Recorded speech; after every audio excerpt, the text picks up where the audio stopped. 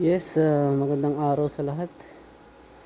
Meron ako ditong Porsche 2015 model and it's Panamera. The problem of this is won't start. Won't start at all. EG engine management lights, um, transmission, parking brake, brake switch, no communication with the all modules. It won't start, no cranking. I've done load of testing. I almost give up. I tested all the fuses and okay, and tested the battery first. Everything is okay. Take us of the pin of the ECU, going to the parking brake, all the communication. This is the ECU.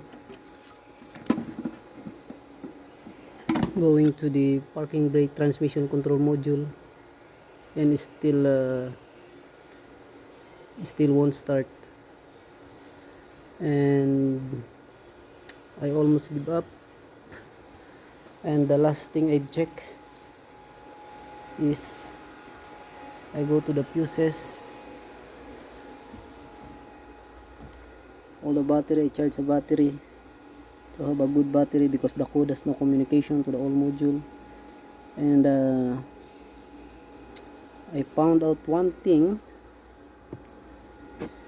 when I have a chinek ko lang kung yung connector papuntang I don't know what kind of, I don't know, hindi ko alam kung anong module to, but I think this is a supply to the all module. Look, is burned. Two control module is burned.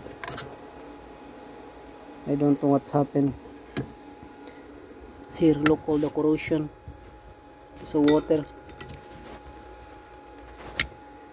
Hopefully this is the problem. I check all the fuses, terminals. It's okay. And this is the problem, I think. 100%.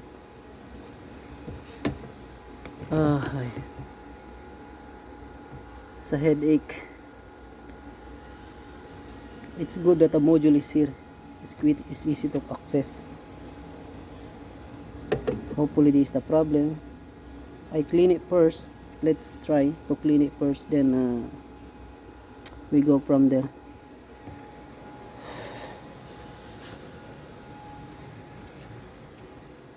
Porsche Panamera.